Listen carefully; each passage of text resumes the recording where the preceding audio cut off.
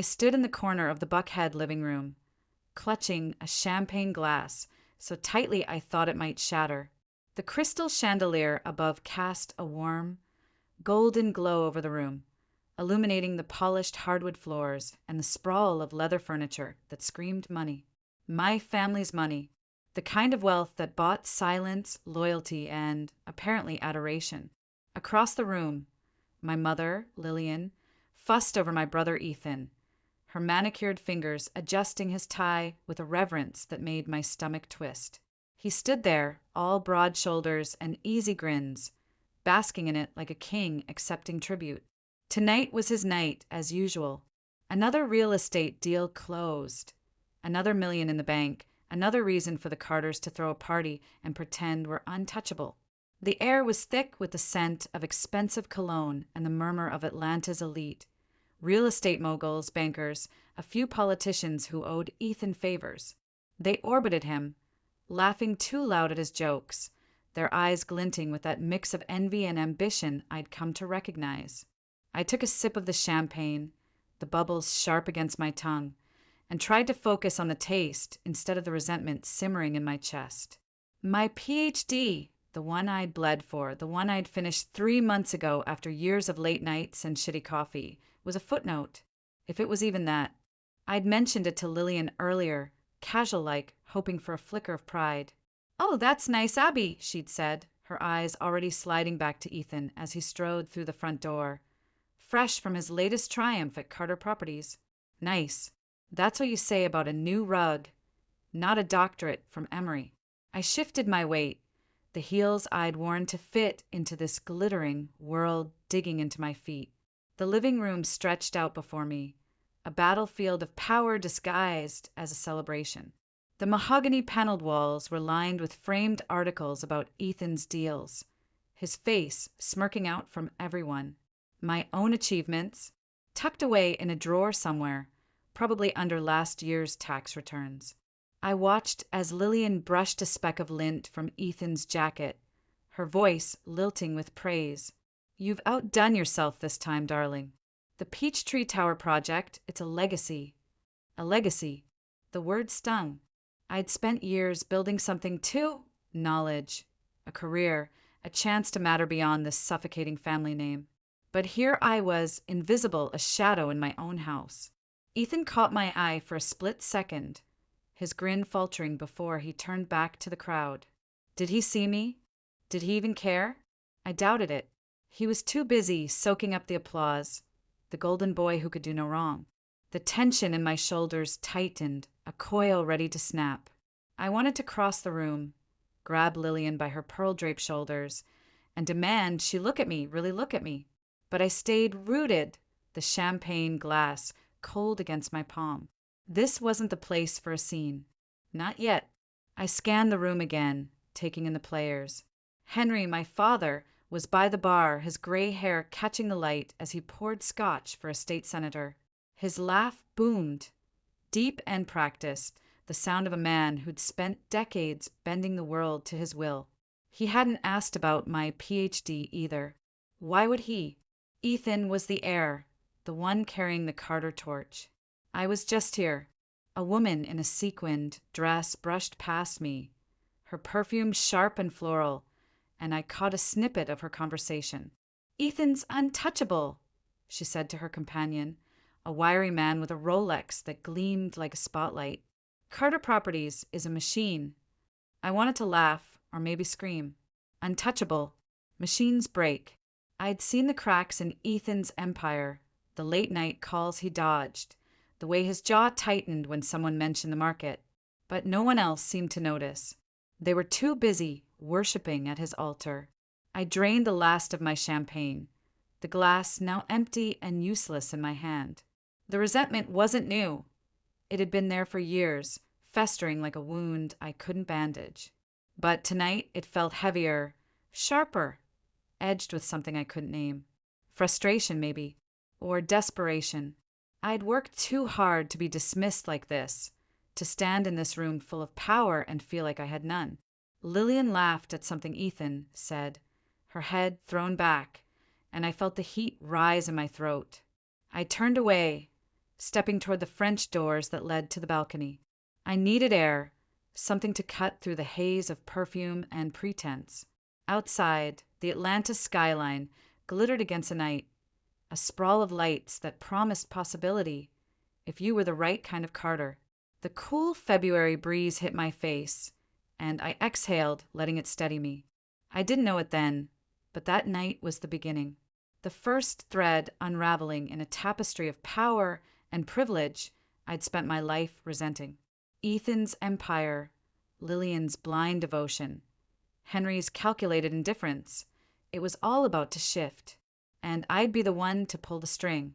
The balcony air wasn't enough to shake the bitterness clinging to me like damp cloth. I lingered there, staring at the city's jagged skyline, the hum of traffic below a faint pulse against the chaos in my head. Ethan's abrupt exit from the party kept replaying, his shoulders stiff, his grin gone, the way he'd brushed off Lillian's questions with a curt, "I'll handle it." Handle what? No one else seemed to care, too drunk on champagne and his success to notice the fracture. But I did. I always did. I stepped back inside, the warmth of the living room hitting me like a wall. The party was still in full swing, glasses clinking, voices rising in that forced cheer I'd grown to hate. Lillian was by the fireplace now, her arm looped through a councilman's, her laughter bright and brittle. Ethan was nowhere in sight. I scanned the room, my pulse ticking up. Something was off, and it wasn't just my bruised ego. My heels clicked against the hardwood as I moved toward the kitchen, drawn by the promise of solitude. The swinging door creaked as I pushed through, the noise of the party dulling to a distant roar. The kitchen was dim, lit only by the under-cabinet lights casting long shadows across the marble counters. Megan, our housekeeper since I was a kid, stood at the sink, her sleeves rolled up as she loaded the dishwasher. She glanced over her shoulder, her graying braids swinging, and gave me a small nod. "Hiding out, huh?" Her voice was low, roughened by years of cigarettes and quiet loyalty. Something like that. I set my empty champagne glass on the counter, the clink sharp in the stillness. The air smelled faintly of lemon cleaner and the roast she'd spent all day prepping, a stark contrast to the perfumed haze outside. I leaned against the island, crossing my arms, the cool marble grounding me. "You see Ethan leave?" Megan paused, a plate hovering in her hands. "Yeah, took off out the back about 10 minutes ago. Looked like he'd seen a ghost." She slid the plate into the rack, her movements deliberate. Didn't say a word, just grabbed his coat and bolted. A ghost? That wasn't Ethan. He didn't run from anything. Not deals, not people, not even the messes he left behind. I frowned, my fingers tapping against my elbow. He say where he was going? Nope.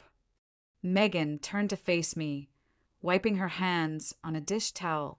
Her eyes, sharp despite the lines around them, studied me for a beat. "You okay, Abby? You've been out there looking like you're chewing glass all night." I forced a smile, but it felt thin, like it might crack. Just tired of the show. It wasn't a lie, but it wasn't the whole truth either. The resentment had been building all evening. A slow burn fueled by Lillian's fawning, Henry's indifference, and Ethan's effortless throne atop it all. My PhD years of my life dismissed with a pat on the head while Ethan's latest tower got a damn toast. I grabbed a sponge from the sink and started scrubbing at a stubborn spot on the counter, needing something to do with my hands. They didn't even ask about it, Meg. Not once. She didn't need to ask what I meant. She'd been there through the late nights, the breakdowns, the quiet victories. She'd brewed coffee at 3 a.m. when I was drowning in research, listened when I ranted about advisors. Megan sighed, tossing the towel over her shoulder. "They're blind, kid.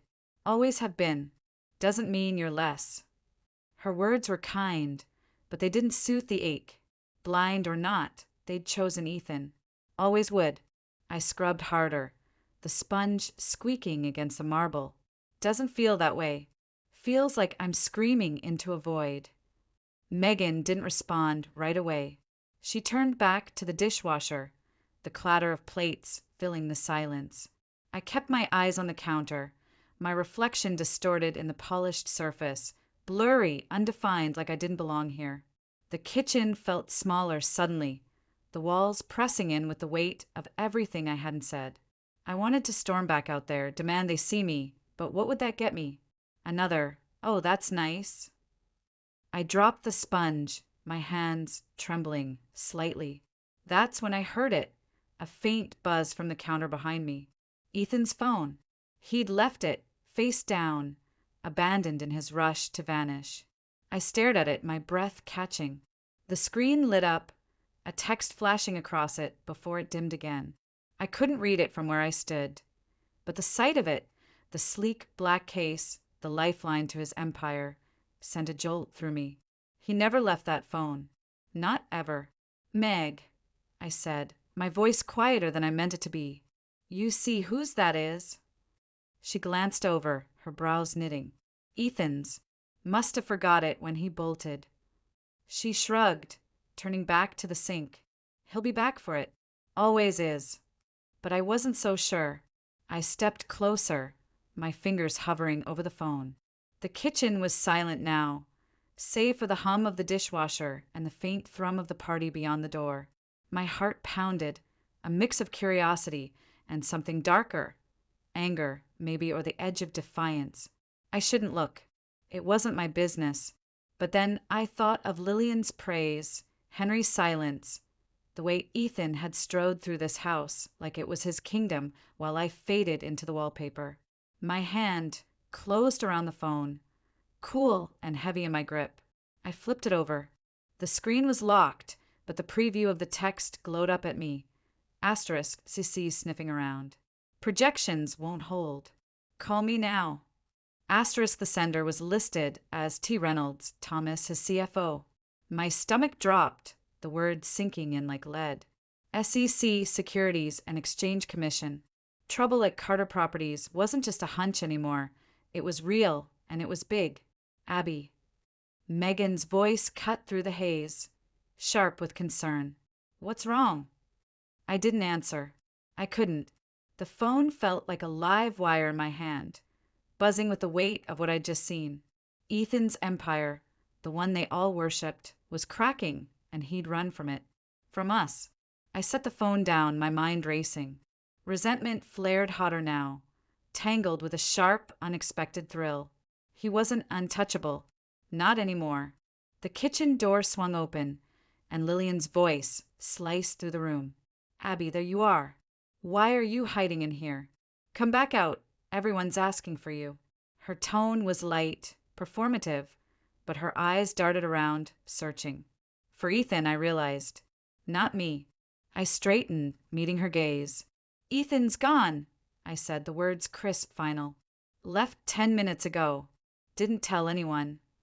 Her face faltered, a flicker of panic breaking through the polish. "What?" "He didn't say. Where did he go?" "Don't know."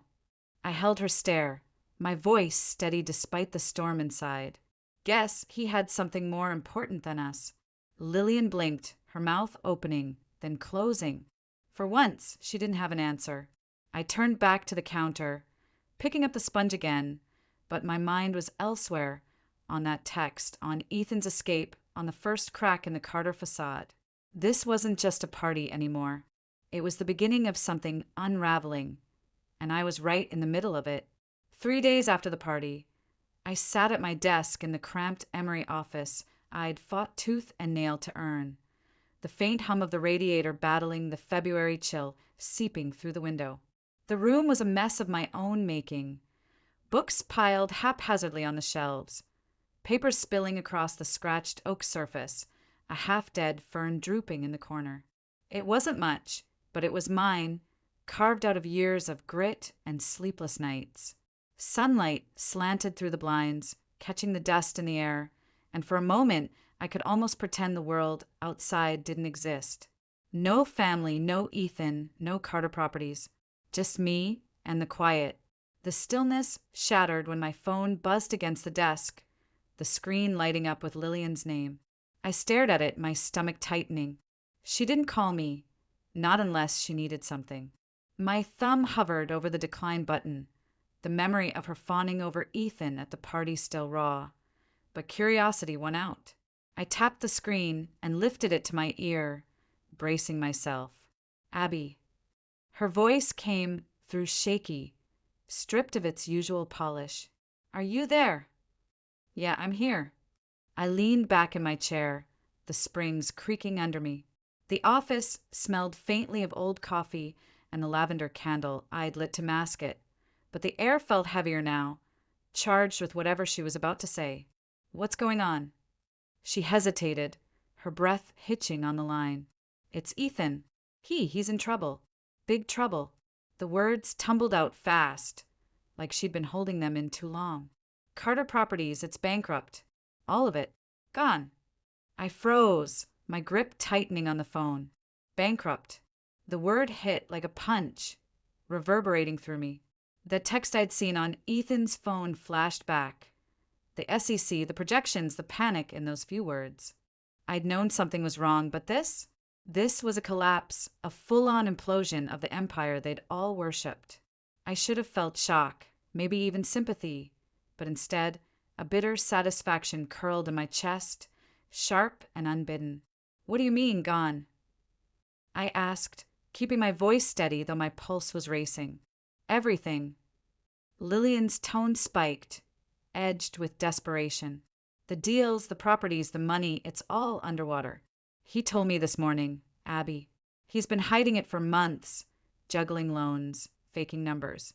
And now he's begging us to bail him out. Henry's beside himself. We don't have that kind of cash lying around. I pressed my lips together, staring at the stack of student essays on my desk, their red-inked margins blurring as her words sank in. Ethan, the golden boy, had built his throne on sand, and it was crumbling. Part of me wanted to laugh. The irony was too perfect. All those years of Lillian's praise, Henry's pride, and it had come to this. But the satisfaction soured fast, tangled with something uglier. Resentment, yes, but also a flicker of guilt I didn't want to name. They'd dismissed me, ignored me, but they were still family. Still mine in some twisted way. Why are you telling me this? I asked, my tone sharper than I meant it to be. What do you expect me to do? I don't know. She sounded close to tears now, her composure unraveling. You've always been the smart one, Abby. The steady one. I thought maybe you'd have an idea, something we haven't thought of. Ethan's a mess. He won't even talk to us properly. He keeps saying he'll fix it, but he can't. Not this time. The smart one. The steady one. I almost laughed, the sound catching in my throat. Years of being invisible, and now she saw me because they needed me. I stood, pacing the narrow strip of carpet between my desk and the window, the phone pressed hard against my ear. Outside, the campus sprawled in muted grays and greens, students bundled against the cold, oblivious to the storm brewing in my head. The office walls felt closer, the air thicker, pressing against my ribs. Lillian, I'm not a banker, I said, my voice low controlled. I don't have millions to throw at this. I've got a job, a life. Stuff you and Henry never cared about until it was convenient. That's not fair, she snapped, but there was no strength behind it. We've always, don't. I cut her off, my hand curling into a fist at my side. Don't say you've always cared. You didn't even ask about my PhD at the party. Ethan's tower got a toast. I got nice. So spare me the rewrite. Silence stretched across the line, heavy and jagged. I could hear her breathing, quick and uneven, and I knew I'd hit a nerve. Good. Let it sting. I turned to the window, resting my forehead against the cool glass, the campus blurring beyond it. The resentment I'd carried for years was boiling now, spilling over, but beneath it was something else, a gnawing frustration. They were drowning, and part of me wanted to let them. But another part, quieter and more stubborn, wouldn't let me walk away. Not yet. Abby, she said finally, her voice small. I'm sorry. I didn't mean to. I just don't know what to do.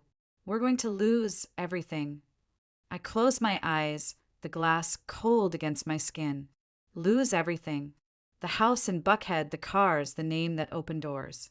It had been their world, not mine, but it was still the ground I'd grown up on. And Ethan, arrogant, infuriating Ethan, was at the center of it, flailing. I straightened, stepping back from the window, my mind churning. Where is he now? I asked. At the downtown office, she said. Locked himself in. Won't let anyone near. Of course he had. Hiding, like he'd hidden the truth for months. I glanced at the clock above my desk, 2:47 p.m. I had office hours in 20 minutes, students expecting me to grade their work, guide their futures. But the pull was there, sharp and insistent, tugging me toward the mess I'd always stood outside of. I'll talk to him, I said, the words slipping out before I could stop them. You will. Relief flooded her voice, too quick, too eager. Oh, Abby, thank you. I knew you'd. Don't thank me yet, I interrupted, grabbing my coat from the back of the chair. I'm not promising anything. I just want to know what's really going on. I ended the call before she could say more, the silence of the office rushing back in. My hands shook as I shoved the phone into my pocket, adrenaline spiking through me. I didn't know why I'd agreed. Anger maybe, or some twisted need to see Ethan's empire crack up close. The satisfaction from earlier was still there, but it was muddied now, laced with a dread I couldn't shake. What was I walking into? And why did I care? The drive to downtown Atlanta was a blur, the city's steel and glass towers looming against a slate-gray sky. Carter Properties headquarters sat on Peachtree Street, a sleek monolith of tinted windows and corporate swagger. I parked in the garage, my beat-up Honda looking absurdly out of place among the Lexuses and Teslas, and took the elevator to the top floor. The doors opened to a lobby that screamed money. Marble floors, modern art, a receptionist desk that was empty now, the lights dimmed. The air smelled of leather and ambition, but it felt stale, like something had already started to rot. Ethan's office was at the end of the hall, the door shut, a faint light leaking from underneath. I knocked once, hard, the sound echoing in the stillness. No answer. Ethan, it's me, I called, my voice sharper than I intended. Open the damn door. Nothing. Then a rustle, a muffled curse. The door cracked open, and there he was, disheveled, tie loose, eyes bloodshot. He looked like hell, a far cry from the king of the party 3 nights ago. What are you doing here? He muttered, his voice rough, like he hadn't slept. Lillian called, I said, stepping past him without waiting for an invite. The office was chaos. Paper strewn across the desk, a whiskey bottle half empty beside a glass, the blinds twisted shut. It smelled of sweat and stale liquor, the kind of desperation you could taste. She says you're bankrupt. That true? He shut the door behind me, leaning against it like he needed the support. You don't get it, Abby. You never have. His tone was bitter, defensive, but his shoulders slumped, betraying him. Then explain it, I shot back, crossing my arms. Because from where I'm standing, your perfect little empire's falling apart, and you're dragging everyone down with it. He laughed, a harsh, broken sound, and ran a hand through his hair. You'd love that, wouldn't you? Watching me crash and burn. Finally get your shot to be the hero. I bristled, the words cutting deeper than I wanted to admit.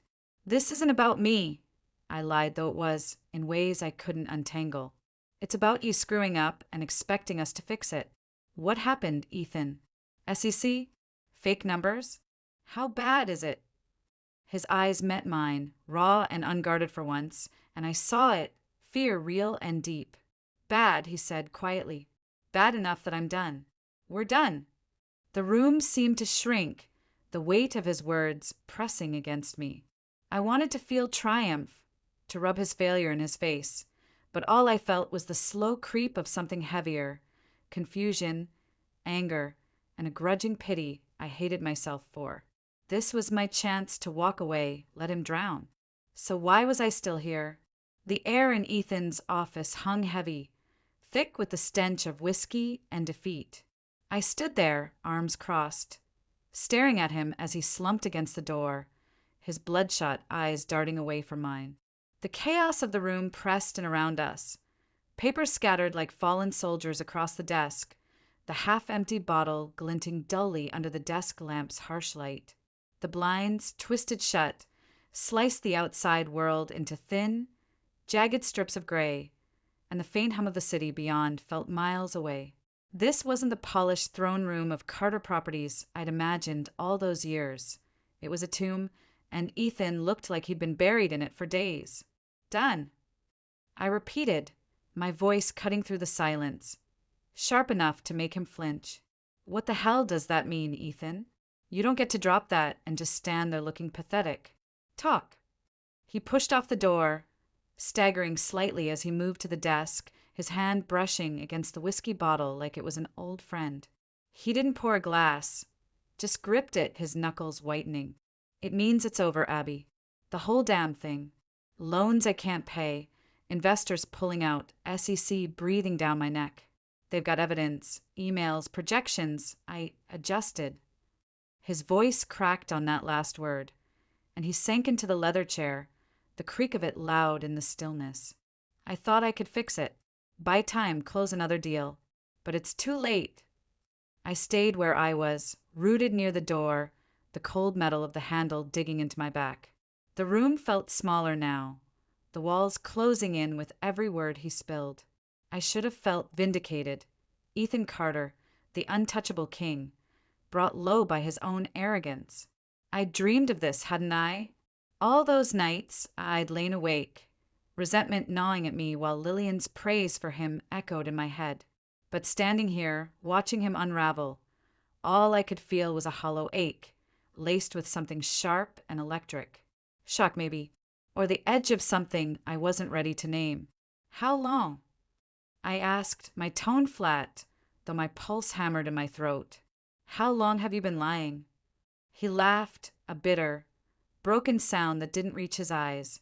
Months, maybe a year. Hard to keep track when you're drowning. He tilted his head back, staring at the ceiling like it might offer absolution. You don't know what it's like, Abby. The pressure, everyone watching, expecting me to be him. Dad, the great Henry Carter. I had to keep it going, had to prove I could. Prove it to who? I snapped, stepping forward, my hands dropping to my sides, fists clenched. Lillian? Henry? The suits out there who kiss your ass until the checks bounce? You didn't have to prove anything to me, Ethan, but you sure as hell made it clear I didn't matter. His head jerked up, his eyes locking onto mine, raw and unguarded. That's not true, he said, but the words sounded weak, hollowed out by the truth we both knew. He leaned forward, elbows on the desk, his hands raking through his hair. You think I wanted this? To be the one they pinned everything on. I saw you, Abby.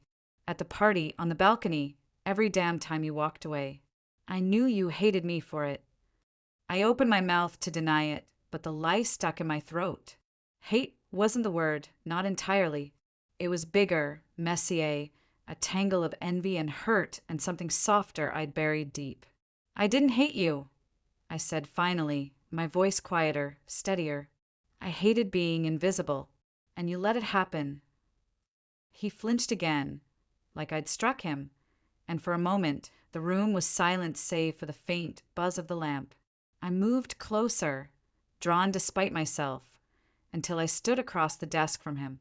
The papers beneath my hands were a mess of numbers, red ink bleeding across balance sheets, circled figures that screamed ruin. My fingers brushed one, the paper crinkling, and I felt a shiver of something cold and final. This was real, not a tantrum I could walk away from, not a petty fight. This was the end of everything they'd built, and maybe the beginning of something I couldn't yet see. Lillian called me today, I said, watching his face, begging for help. Said you're asking them to bail you out. That true? He nodded, slow and heavy, like the weight of it was crushing him. Yeah, I went to them this morning. Thought maybe. I don't know, maybe they could pull strings, dig into savings. But Dad just yelled, and Mom cried, and I realized he stopped swallowing hard. They can't fix this. No one can. The air shifted, heavy with the unspoken. I could hear Lillian's voice from the call, her desperation clawing at me, and now Ethan's broken and small. My family falling apart in front of me, and here I was, the one they'd ignored, holding the pieces. A rush of power surged through me, sudden and dizzying, cutting through the shock. They needed me. For once, I wasn't the shadow, I was the one with the cards. I straightened, my mind racing, the chaos on the desk sharpening into focus. I'm not bailing you out, I said, my voice firm, though my hands trembled slightly at my sides. Not with money I don't have, but I'll help on my terms. His head snapped up, a flicker of hope breaking through the haze in his eyes. Your terms? What does that mean? It means no more lies, I said, leaning forward, my palms pressing into the desk, the edge biting into my skin. You tell me everything, every deal, every fake number, every call with Reynolds. And we figure this out together. But you don't get to play king anymore, Ethan. You don't get to run and hide and leave me picking up the mess. He stared at me, his mouth parting slightly, like he couldn't believe what he was hearing. Why would you do that? He asked, his voice barely above a whisper. After everything, why help me? I didn't answer right away. Why was I doing this? Revenge? To prove I could? Or was it something else? Some twisted loyalty to the family that had never seen me? Some need to rewrite the story on my own terms? The truth churned inside me, a mix of anger and hope and a fear I couldn't shake. Because I'm tired of losing, I said finally, the words rough, honest. And because if this goes down, it's not just you, it's all of us. He nodded, slow, like he was testing the weight of it. Then he reached for the whiskey bottle, but his hand paused, hovering, before he pulled it back. Okay, he said, meeting my gaze. Everything. Where do we start? I exhaled, the tension in my shoulders easing just a fraction. With the truth, I said, pulling out the chair across from him and sitting down, the leather cold against my legs. Start talking. He took a deep breath, his hands flattening on the desk, and began. It started a year ago. The Peachtree Tower deal, biggest one yet. I needed it to work, Abby. Investors were antsy, market was shaky. So I nudged the numbers. Told Reynolds to make it look solid. We closed it, but the loans piled up and then a knock at the door cut him off, sharp and insistent. We both froze, my heart lurching into my throat. Ethan's eyes widened, panic flashing across his face. Don't answer it, he hissed, his voice low, urgent. But I was already moving, the adrenaline spiking through me again. If it's the SEC, hiding won't help, I shot back, crossing the room in 3 strides. My hand closed around the knob, the metal slick under my palm, and I yanked it open. A man stood there, mid-40s, suit crisp but tie loose, a badge glinting at his waist. Ethan Carter, he asked, his voice clipped official. His eyes flicked past me, landing on my brother, who'd gone pale behind the desk. No, I said, stepping into his line of sight, my chin lifting. I'm Abby Carter. Who are you? Agent Daniel Holt, SEC, he said, his gaze shifting to me, steady and unyielding. I need to speak with your brother. Now. The room tilted, the air thickening with a tension I could feel in my bones. This was it, the turn I'd known was coming, the moment everything shifted. Ethan's confession hung unfinished between us, and now the law was here, banging on the door. I glanced back at him, his face a mask of fear and resignation, and felt my own resolve harden. Whatever came next, I wasn't stepping aside. Not this time. Come in, I said, stepping back, my voice steady despite the storm raging inside. We've got a lot to talk about. The air in Ethan's office turned suffocating the moment Agent Holt stepped inside, his polished shoes thudding against the hardwood floor with a weight that seemed to echo the gravity of what was coming. I shut the door behind him, the click sounding too loud in the sudden stillness, and turned to face the room. The dim light from the desk lamp carved sharp shadows across Holt's face. Square jaw, tired eyes, a man who'd seen too many crumbling empires to be surprised by this one. Ethan stayed rooted behind the desk, his hands gripping its edge like it was the only thing keeping him upright. The whiskey bottle sat abandoned now, a silent witness to the mess we'd stumbled into. I stood between them, my pulse a steady drumbeat in my ears, the adrenaline from opening the door still buzzing through me. "You're here about Carter Properties," I said, not a question, my voice cutting through the tension like a blade. I kept my chin up, meeting Holt's gaze, refusing to let the tremble in my hand show. This wasn't my fight, not yet, but I'd be damned if I let Ethan face it alone. Not after he'd finally started talking. Holt nodded, pulling a notepad from his jacket pocket, the motion slow, deliberate. "We've got questions about financial irregularities, discrepancies in the books, projections that don't add up. I assume you're aware, Miss Carter." His eyes flicked to Ethan, then back to me, testing, probing. He didn't know where I fit in this yet, and I could feel the calculation in his stare. "I'm aware of what he just told me," I said, stepping closer to the desk, my shadow falling across the scattered papers. "Which isn't much, since you interrupted." He was about to explain the Peachtree Tower deal. "Right, Ethan?" I shot him a look, sharp and expectant, willing him to pull himself together. Ethan swallowed, his Adam's apple bobbing, and nodded stiffly. "Yeah, I was saying it started there. A year ago, we needed the deal to land, and the numbers, they weren't enough. So I told Reynolds to tweak them, just enough to close it." His voice was low, strained, like every word was being dragged out of him. He didn't look at Holt, just at me like I was his lifeline.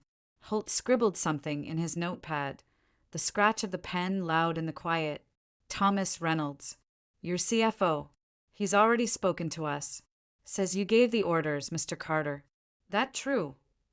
Ethan's face went ashen, his hands tightening on the desk until his knuckles blanched. He said that?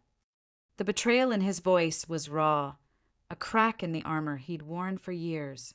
I felt it too, a jolt of surprise that rippled through me, followed by a flicker of understanding. Reynolds had been Ethan's shadow, his yes man, the one who'd smoothed every edge of this empire. Of course he'd turn when the heat came down. "People talk when the walls close in," Holt said, his tone flat, almost bored. "He's got records. Emails, memos. You want to tell me your side before I hear it from him." I watched Ethan's shoulders slump, the fight draining out of him, and something shifted in me. Anger, yes, but laced with a grudging sympathy I hadn't expected. He'd built this house of cards, sure, but he wasn't the only one who'd lived in it. Lillian's blind faith, Henry's towering expectations, they'd all propped it up, and now it was crashing down on him alone. I stepped forward, my voice steady despite the storm in my chest. "He's telling you now. That's why I'm here, to make sure it's all out. No more hiding." Holt's eyes narrowed slightly, studying me, but he didn't press. "Fair enough. Let's hear it, then." Ethan took a shaky breath, his gaze dropping to the desk, the papers a chaotic map of his downfall. After Peachtree, it snowballed. Every deal had to be bigger, better, to cover the last one. I borrowed too much. Banks, private investors, anyone who'd listen. By last fall, we were underwater, but I couldn't stop. Couldn't let them see it. He paused, his voice breaking. I didn't want Dad to know I'd failed. The confession hung there, heavy and jagged, and I felt it like a punch to the gut. Henry. Always Henry. The shadow we'd both lived under. The man whose approval was a currency neither of us could ever quite earn. I'd fought it by carving my own path, but Ethan, he'd chased it, built this whole empire to prove he was worthy. And now it was dust. Holt didn't flinch, just kept writing, his pen moving in steady, unhurried strokes. And the projections, the ones you showed the board, the investors, how much was fake? "Enough," Ethan muttered, his head dropping into his hands. Enough to keep them in, to keep it all going. I stared at him, the pieces clicking into place, the late-night calls I'd overheard, the tension at the party, the way he'd bolted when it got too close. He hadn't just been arrogant. He'd been desperate, clinging to a lie he couldn't sustain. The room felt colder now, the air brittle with the weight of his words, and I realized I wasn't just angry anymore. I was starting to understand him, and I hated how much that softened the edges of my resentment. Before Holt could ask more, I cut in, my mind racing ahead. What happens next? I asked, turning to him, my voice sharp. You've got Reynolds, you've got evidence. Where does that leave him? Holt tucked the notepad back into his pocket, his expression unreadable. Depends on what he gives us. Cooperation could mean a deal, lighter sentence maybe. But we're not there yet. I need more than a sob story. Dates, names, transactions. All of it. Ethan lifted his head, his eyes meeting mine. A flicker of that old defiance sparking through the haze. A deal, he echoed, like he was tasting the word. You think I'd turn on everyone else just to save myself? You already turned on yourself, I shot back, my tone biting. You built this, Ethan. You don't get to play martyr now. If there's a way out, you take it, and you tell them everything. He flinched, but didn't argue, and I felt a surge of something fierce, empowerment, maybe, or the thrill of finally having a say. For years, I'd been the outsider, the one they overlooked, but now I was here, in the thick of it, calling the shots. Holt watched us, his silence a pressure I could feel, and I knew this wasn't over, not by a long shot. I'll get you what you need, Ethan said finally, his voice low, resigned. But I want it on record. I didn't mean for it to go this far. I couldn't stop. Holt nodded, a curt acknowledgement, and pulled a card from his wallet, sliding it across the desk. Call me tomorrow. We'll set up a formal interview. Bring everything you've got. He turned to me, his gaze steady. You're sticking around for this? Yeah, I said, no hesitation. I'm in it now. He gave a small, almost imperceptible nod, then headed for the door. See you both soon, he said, and then he was gone, the room swallowing the sound of his footsteps. The silence that followed was deafening. Ethan slumped back in his chair, staring at the card like it was a death warrant, and I leaned against the desk, my arms crossed, my mind spinning. We were in deep, deeper than I'd imagined, and yet there was a strange clarity settling over me. Ethan wasn't the golden boy anymore. He was just a man, flawed and fraying, and for the first time, I saw him as something other than my rival. A brother, maybe. A mess I couldn't walk away from. We're not done, I said, breaking the quiet, my voice firm. You're going to tell me the rest, everything you didn't get to before he showed up. But first, we need to talk to Lillian and Henry. His head jerked up, panic flashing in his eyes. No, not yet. They'll what? I cut him off, stepping closer, my shadow falling over him. Freak out? Yell? Cry? They're already falling apart, Ethan. Lillian called me begging for help. She knows it's bad. And Henry, he's got to face this too. We're doing this together, or not at all. He stared at me, his jaw tight, but I could see the gears turning, the fight slipping away. Together, he repeated, like he was testing the word, and I nodded. Here's the deal, I said, my voice low, steady, the plan forming as I spoke. We call a family reunion. Everyone, Mom, Dad, you, me. In public, somewhere neutral, like that event space downtown. They've got to own up to what they've done. How they pushed you, ignored me, built this whole damn mess. No more pretending. And you lay it all out. The truth, Ethan. Every bit of it. His eyes widened, a mix of shock and something softer. Hope, maybe, flickering through them. You want them to admit it? In front of people? Yeah, I said, the idea solidifying, a fire igniting in my chest. They've spent years propping you up, acting like I didn't exist. If we're digging out of this, it starts with them facing it publicly. And you facing them. He didn't speak for a long moment, just stared at me, and I could feel the weight of it. The years of silence, the resentment, the unspoken truths piling up between us. Then he nodded, slow, deliberate. Okay, a reunion. When? Tomorrow night, I said, the decision snapping into place. No delays. We get it done before the SEC moves again. I'll set it up.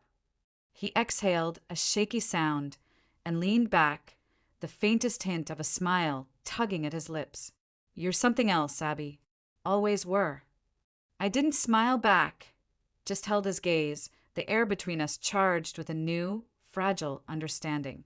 Let's hope it's enough, I said, and turned to grab my coat, my mind already racing toward tomorrow, toward the reunion that would either break us or remake us. The next evening, the Atlanta event space loomed ahead as I pulled into the parking lot, its glass facade reflecting the last streaks of a bruised purple sunset. The building was all sharp angles and modern lines, a stark contrast to the sprawling, old-money warmth of our Buckhead home. Inside, the main hall was a cavern of polished concrete and steel beams, the kind of place that echoed with every step, amplifying the tension I carried like a second skin.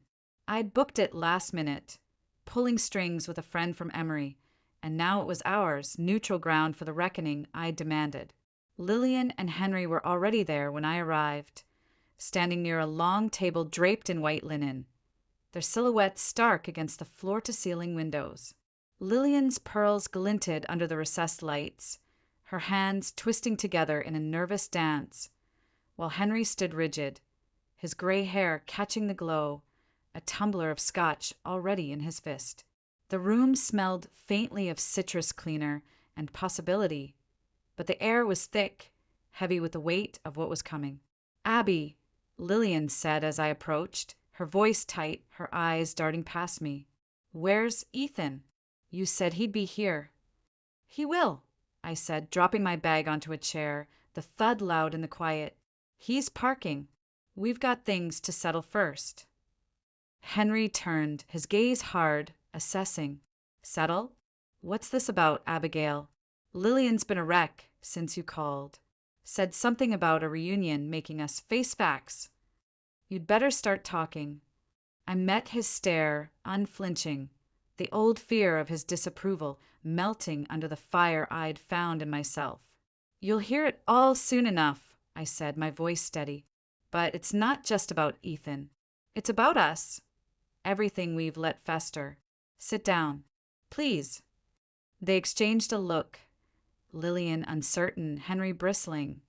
But they sat, the chairs scraping against the concrete.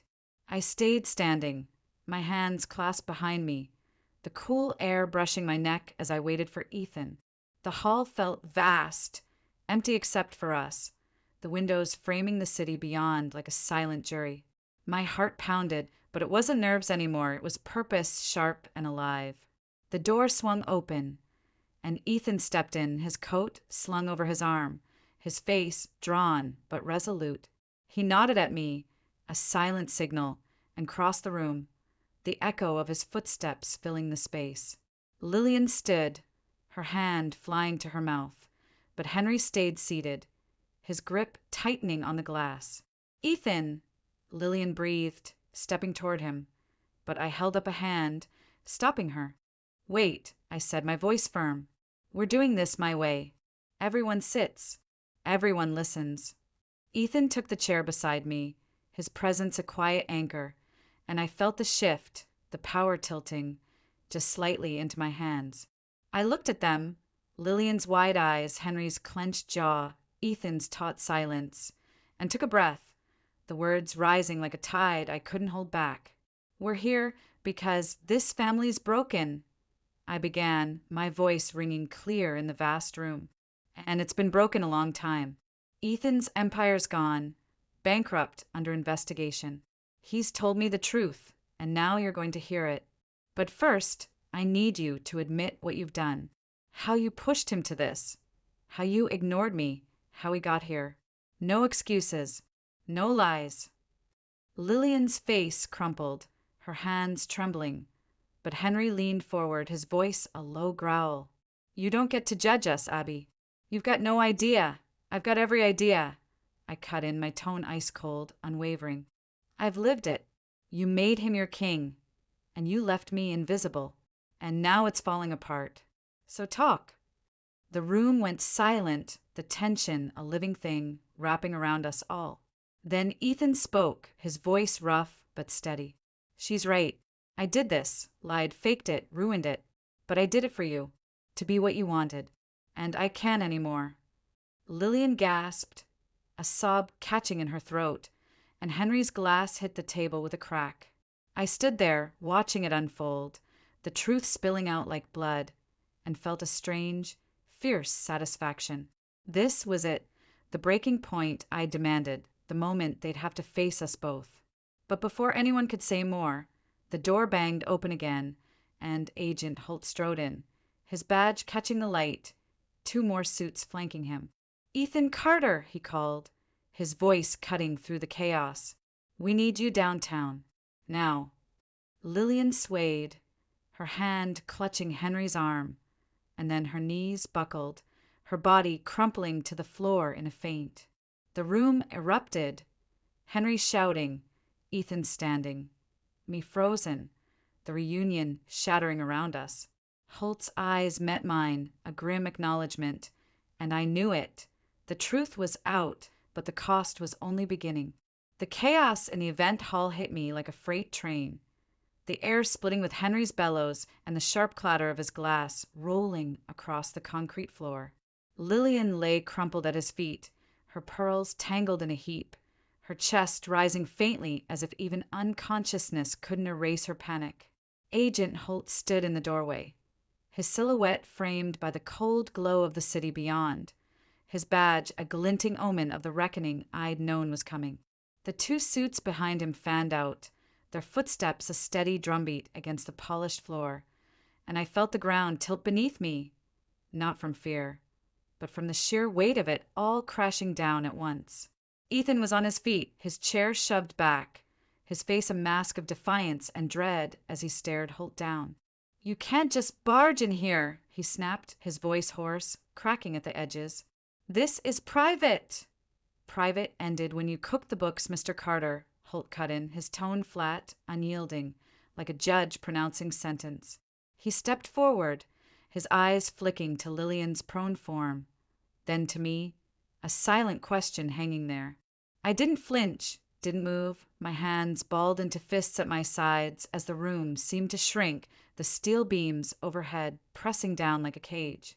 Henry dropped to his knees beside Lillian, his scotch-soaked breath ragged as he shook her shoulder.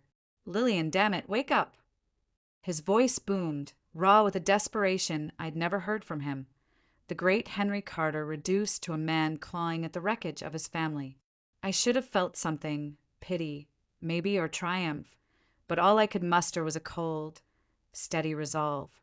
This was the moment I'd orchestrated, the reunion I'd demanded, and it was spiraling out of my control faster than I could grip it. "Ethan," I said, my voice slicing through the din, sharp enough to make him turn. His eyes met mine, wild and searching, and I stepped forward, closing the gap between us. "Don't fight it. Not now. They've got you, you know they do."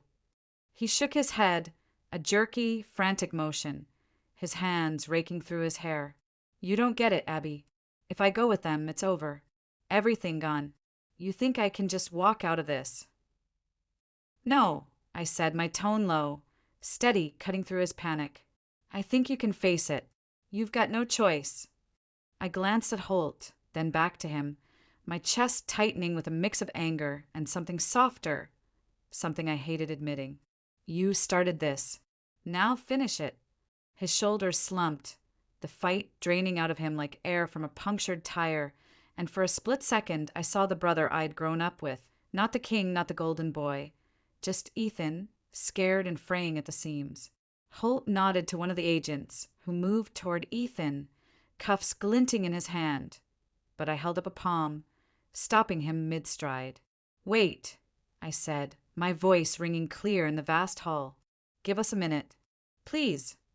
It wasn't a plea. It was a demand, born from the fire I'd found in myself over these last few days. Holt's brow quirked, but he jerked his head, and the agent stepped back, the cuffs disappearing into his jacket. Henry's head snapped up, his face red, veins bulging at his temples. A minute? For what, Abby? So he can sweet-talk his way out of this?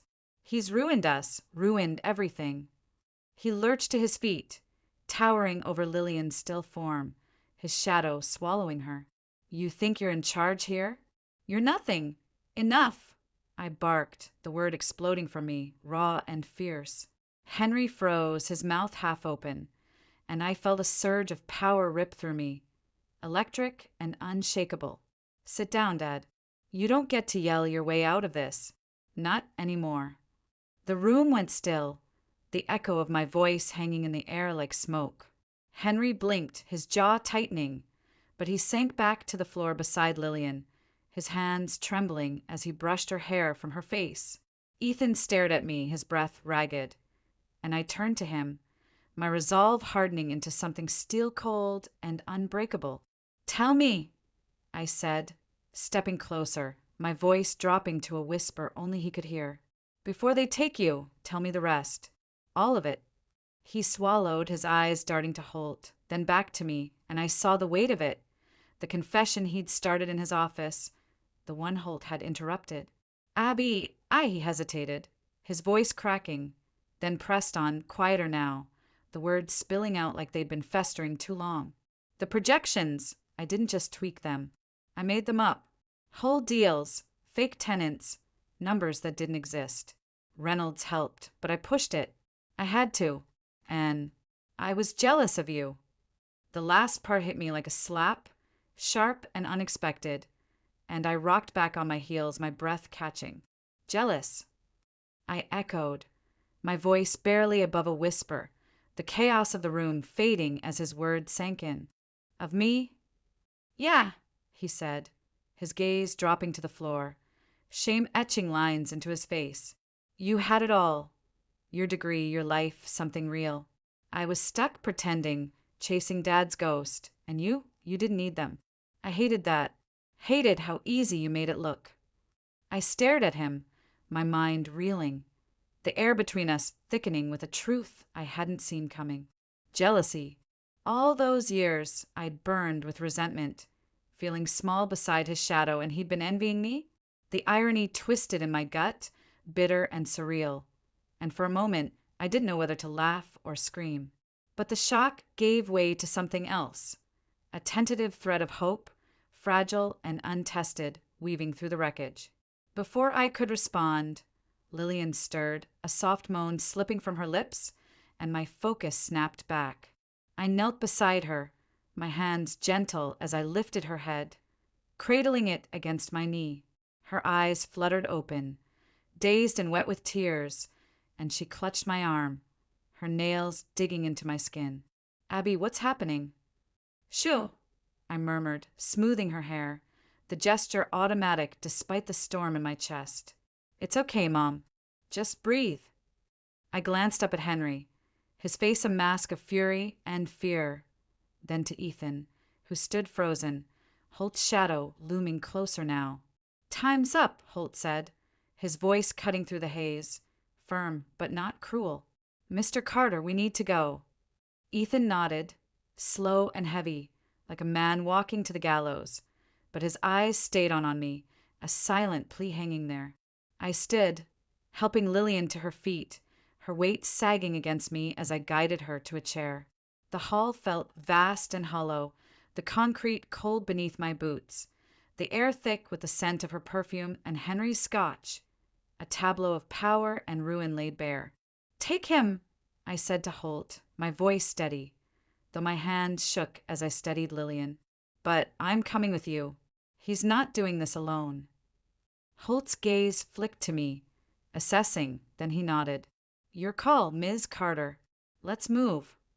Ethan stepped forward, the cuffs snapping around his wrists with a metallic clink that echoed in my bones, and I felt a jolt, anger, fear, and a strange, fierce determination all at once. Henry lunged up again, his voice a roar. You're letting them take him? After all this, you're just giving up. No, I shot back, rounding on him, my eyes blazing. I'm fighting for him, for us, for something you never understood. Sit down, Dad. This isn't your show anymore. He staggered back, stunned into silence, and I turned to Lillian, her sobs quieting as she clung to my hand. I've got him, Mom, I said, softer now, the promise settling into me like a vow. I've got us. Holt gestured toward the door, and Ethan moved, his head bowed, the cuffs glinting under the lights. I followed, my steps firm against the concrete, the city skyline stretching out beyond the glass like a promise or a threat. I couldn't tell which. The reunion I'd planned was in ashes, but something new was rising from it, something I'd forged in the heat of this moment. Ethan's confession, his jealousy, the weight of his trust. It was mine now, and I wouldn't let it break me. The side room off the hall was a stark contrast to the cavernous main space. Small, sterile, with a single window, framing a sliver of the darkening sky. I'd steered Lillian there after Holt took Ethan, her arm looped through mine, her steps unsteady as she leaned into me. The walls were bare, painted a dull beige, and the fluorescent light overhead buzzed faintly, casting a harsh glow over the folding chairs and the scuffed linoleum floor. It smelled of dust and stale coffee, a far cry from the polished grandeur of Buckhead, but it was quite a fragile bubble against the storm outside. I eased Lillian into a chair, her hands trembling as she clasped them in her lap, her pearls clicking softly. Her face was pale, streaked with mascara, and her eyes darted to the door every few seconds, like she expected Ethan to walk back through it. "Abby," she whispered, her voice thin, breaking. "They took him. My boy, they took him." "I know," I said, kneeling in front of her, my hands resting on hers, warm against her cold skin. "But he's not gone, Mom. Not yet. We're going to figure this out." She shook her head, a sob catching in her throat. "How?" He's ruined everything. Henry's furious, and I don't know what to do. I've never seen him like this." I squeezed her hands, my jaw tightening as I fought the urge to snap. She was crumbling, and part of me wanted to shake her, to demand she see me, really see me, for once. But the desperation in her eyes softened me, and I swallowed the bitterness, letting it simmer beneath the surface. "He's scared," I said instead, my voice calm, steadying her. "We all are. But falling apart won't help him." The door creaked open, and I turned, my breath catching as Ethan stepped in, Hold a shadow behind him. The cuffs were gone, temporary, I assumed, a concession for this moment, but his shoulders were still hunched, his face drawn tight with exhaustion and something deeper, something raw. He stopped just inside, his eyes locking onto mine, and I stood, stepping aside so Lillian could see him. "Ethan!" she gasped, lurching to her feet, her chair scraping against the floor. She crossed the room in a rush, throwing her arms around him, her sobs muffled against his chest. He stiffened, then wrapped his arms around her, his hands awkward, uncertain, like he wasn't sure he deserved the embrace. "I'm sorry, Mom," he said, his voice rough, barely audible over her crying. "I didn't mean for it to. God, I'm so sorry." I stayed back, my arms crossed, watching them, the fluorescent light painting them in stark relief against the beige walls. The room felt smaller now, the air thick with their grief, and I felt a pang, sharp, unbidden, of exclusion. They were a unit, always had been, and even now, with everything shattered, I was still on the outside looking in. But then Ethan's eyes found mine over Lillian's shoulder, and there it was again, that flicker of trust, of need, pulling me back into the fray. Holt cleared his throat, breaking the moment. 5 minutes, he said, his tone clipped but not unkind. "Then we're going downtown. Make it quick." Lillian pulled back, her hands framing Ethan's face, her tears glistening under the harsh light. "Why didn't you tell us?" she asked, her voice trembling. "We could have helped, could have." "No, you couldn't," Ethan cut in, gentle but firm, stepping out of her grip. He glanced at me, then back to her, his jaw tightening. "I didn't want you to know. Didn't want Dad to see me fail. And Abby, I didn't want her to see me like this either. Her name, my name, hung there, a bridge between us, and I felt the weight of it settle into me.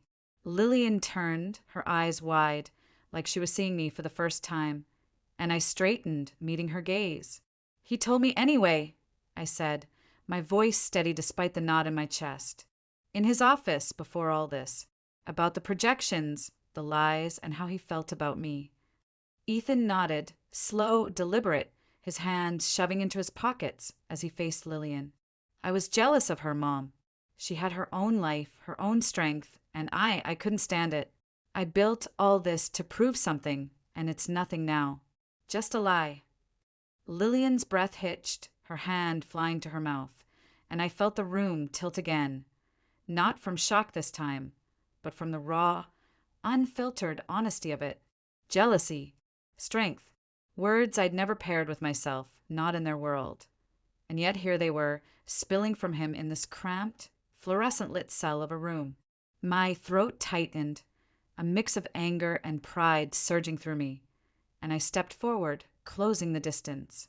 "You don't get to decide what I am," I said, my voice low, fierce, aimed at both of them. "Not anymore. I'm here because I chose to be, because I'm not letting this family fall apart without a fight. But it's not about your guilt, Ethan, or your tears, Mom.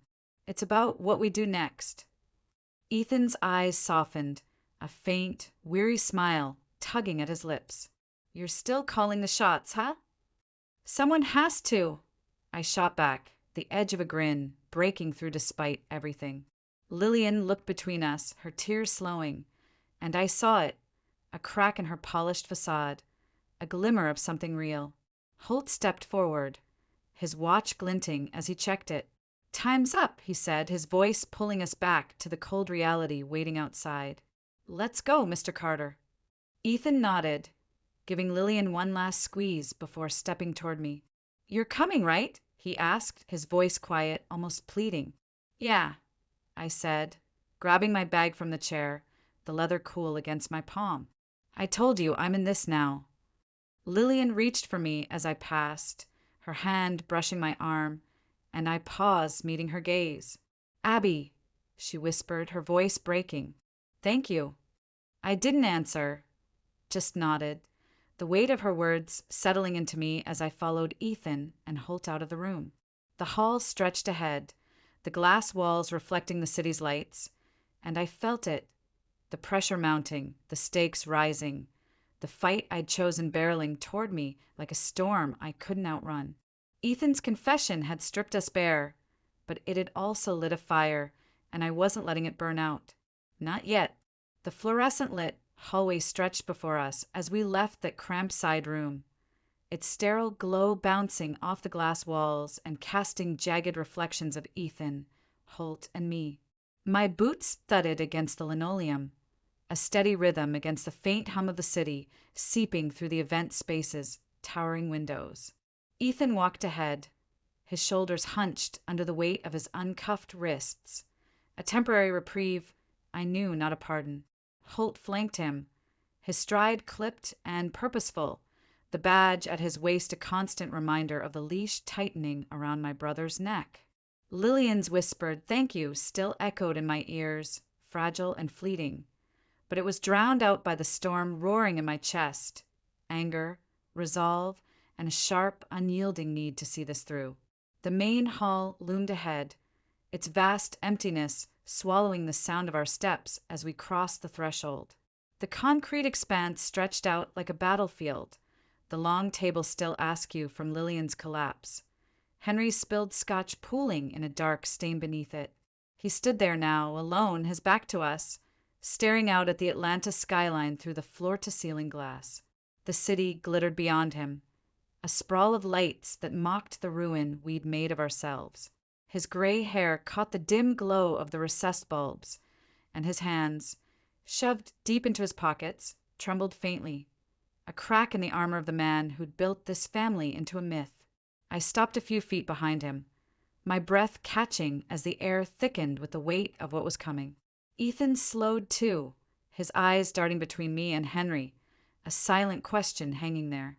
Holt paused at the edge of the room, his agents fanning out near the exit, their presence a quiet threat. The hall smelled of citrus cleaner and spilled liquor, a bitter tang that clung to the back of my throat, and the tension coiled tighter, a spring ready to snap. "Dad," I said, my voice low but firm, cutting through the silence like a blade. He didn't turn, just stood there, his reflection sharpening in the glass, jaw tight, eyes hollow. "We're not done here." He laughed, a harsh, guttural sound that echoed off the steel beams overhead. "Not done." He spun to face me, his face flushed, veins pulsing at his temples. "You think you can waltz in here, Abby, and dictate how this ends? Your brother's a criminal, cuffed or not, and you're acting like you've got the reins. This is done. We're done." His words hit like a slap, but I didn't flinch. I stepped closer, my shadow stretching across the concrete, meeting his. "No," I said, my tone ice-cold, unwavering. "You don't get to decide that. Not this time. You and Mom built this, pushed him, ignored me, turned us into this mess. Ethan's facing it now. Where the hell are you?" Henry's eyes narrowed, his fists clenching at his sides.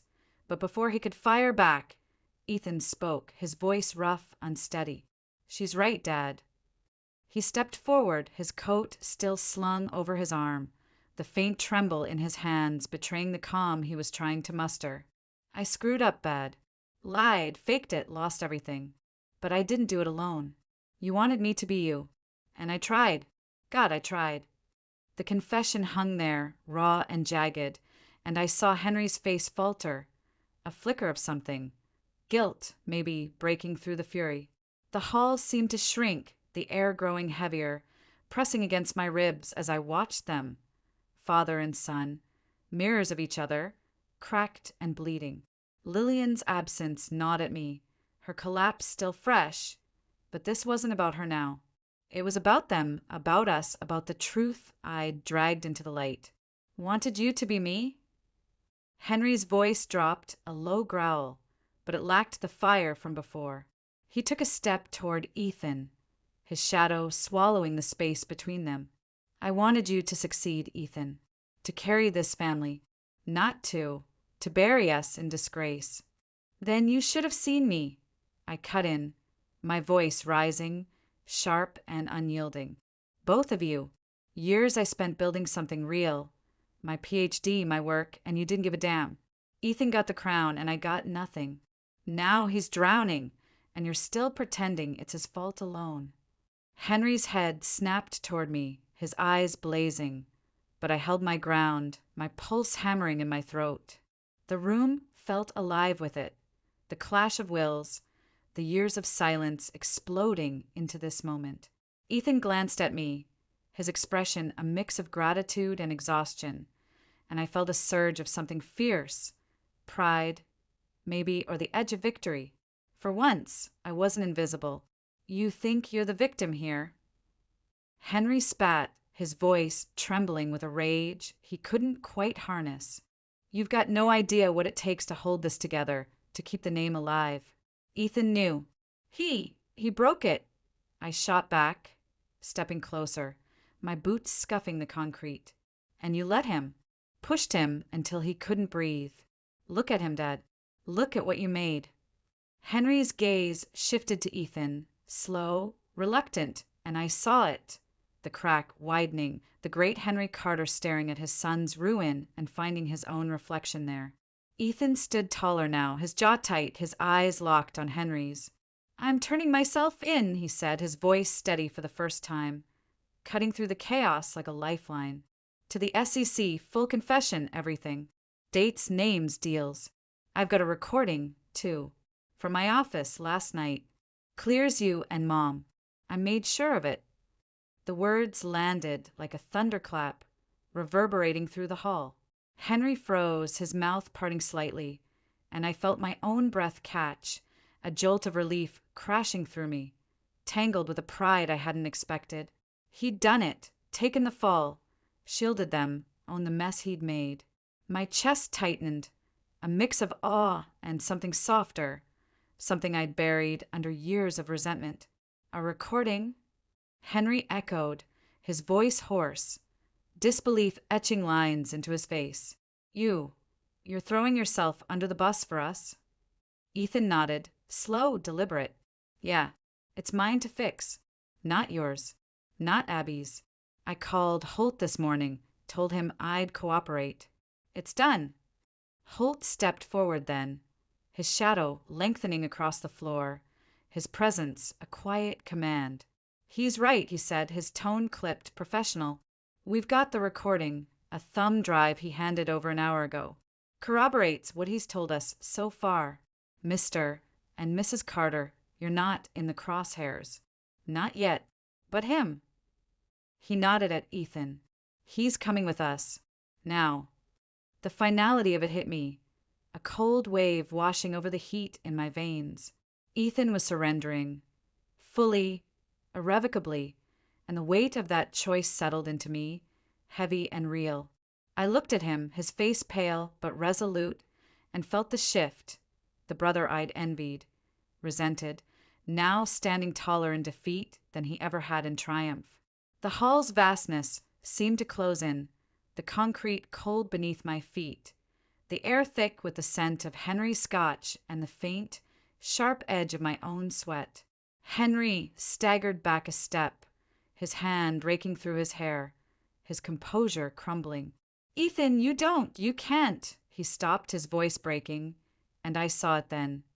The great Henry Carter undone, his empire slipping through his fingers like sand. I have to, Ethan said, his voice soft but firm, a quiet strength I hadn't known he had. He turned to me, his eyes meeting mine, and there it was, a flicker of trust, of gratitude, cutting through the chaos. Abby, you were right. About facing it. About all of it. I nodded, my throat tight, words failing me for once. The resentment I'd carried for years was still there, smoldering, but it was shifting, morphing into something else, something I couldn't name yet. Relief, maybe, or the beginnings of forgiveness. I stepped closer, my hand brushing his arm, a silent anchor in the storm. Holt gestured to the agents, and they moved in, their footsteps echoing like gunfire in the hollow space. The cuffs came out again, glinting under the lights, and Ethan didn't resist, just held out his wrists, his head high. The metallic snap rang out, sharp and final, and Henry flinched, his face twisting as he turned away, unable to watch.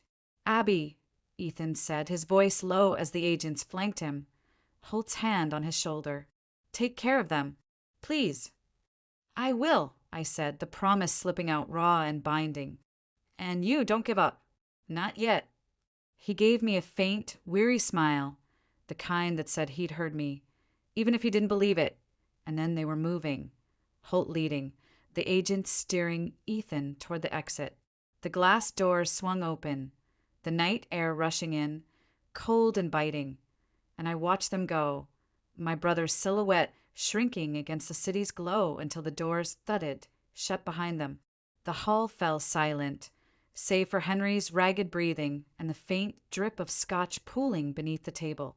I turned to him, my hands trembling at my sides, the adrenaline draining out of me, leaving a hollow ache in its wake. He stood there, staring at the spot where Ethan had been, his shoulders slumped, the king without a kingdom. Dad, I said, my voice quieter now, but no less firm. Sit down. We need to talk. He didn't move at first, just stood there, a statue carved from pride and ruin. Then, slow, heavy, he sank into a chair, his hands dropping to the table, palms up, empty. I pulled out the chair across from him, the scrape of metal against concrete loud in the stillness, and sat, the cold leather biting into my legs. The skyline stretched out beyond us, indifferent, a silent witness to the wreckage of the Carter name. He's gone, Henry muttered, his voice barely audible, his eyes fixed on the table. My boy's gone.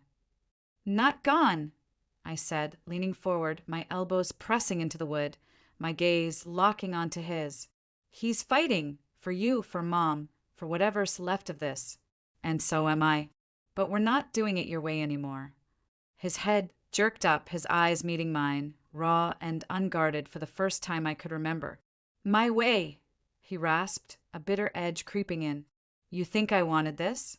I built this family. You built a cage." I cut in, my voice sharp, slicing through his denial. "For him. For me. Ethan broke it, but you forged it. And now we're here. Mom's a mess, he's in cuffs. And you're still acting like you can fix it with a yell and a drink. You can't. But I can." He stared at me, his jaw working, the fight draining out of him as my words sank in. The hall felt vast again, the air cold against my skin, the tension stretching thin between us. I could see it, the realization dawning, slow and painful, that I wasn't the shadow anymore. I was the one holding the pieces, the one calling the shots. "What do you want from me?" he asked finally, his voice small, broken, a surrender I'd never thought I'd hear. "Everything," I said, my tone steady, the fire in me flaring bright. "The truth about how you pushed him, how you ignored me, how we got here.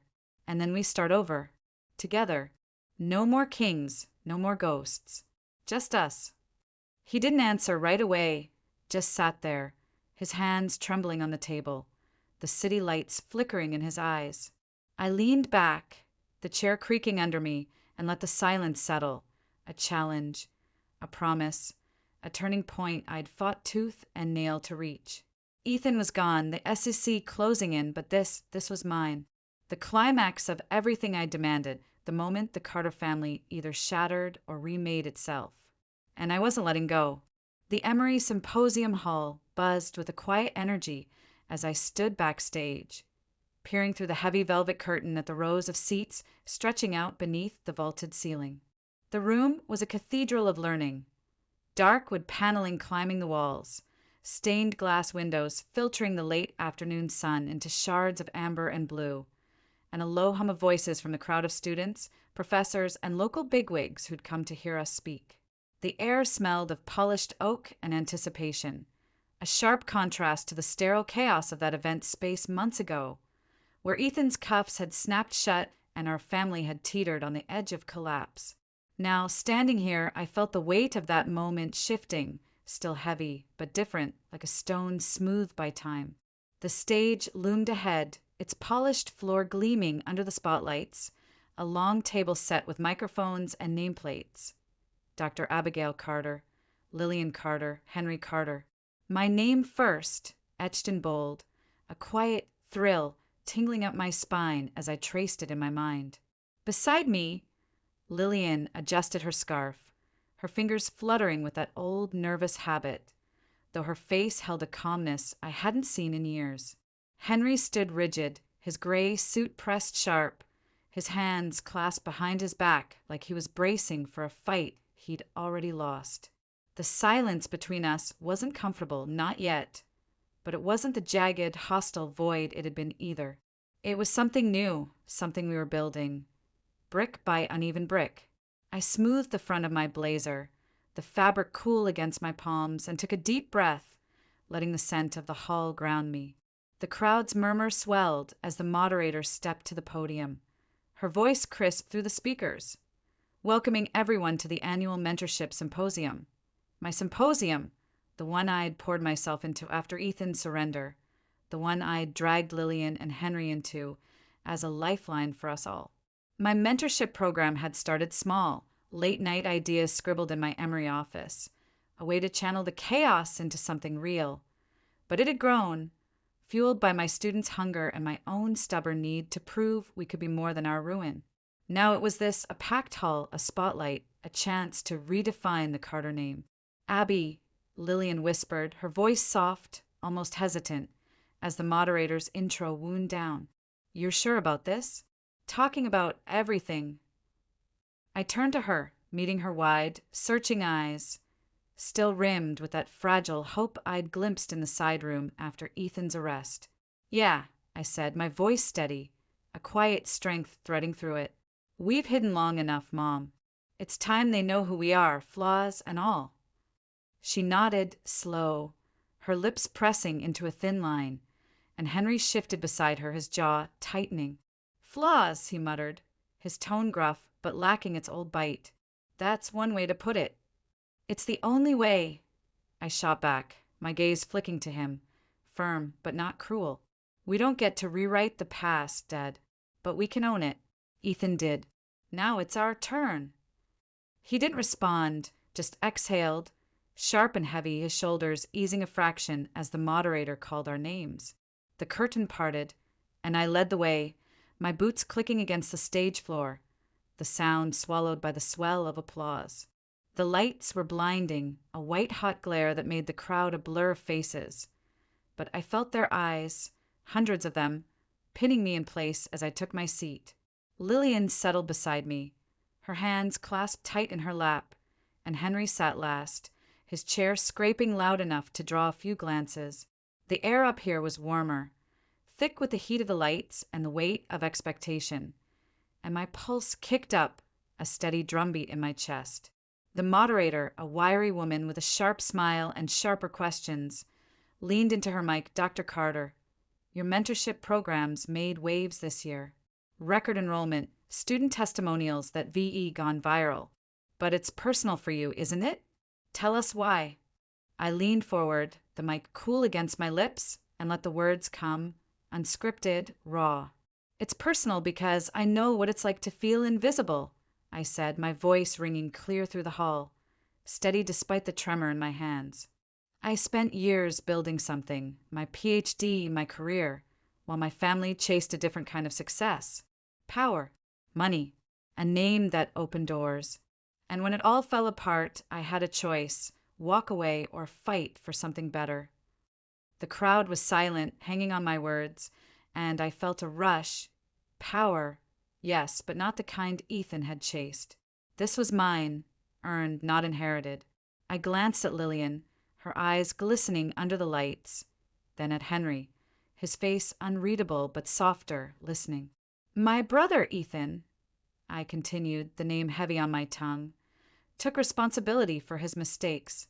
He's paying for them now. Prison, a plea deal, a confession that protected our parents. That took guts, and it showed me we could rebuild, not as what we were, but as something new. A murmur rippled through the crowd, low and electric, and I pressed on, the story spilling out like it had been waiting too long. This program, it's for kids like I was, ones who don't fit the mold, who get overlooked. My parents are here because they're part of it now, funding it, mentoring too. We're not perfect. We've got scars, but we're here, trying.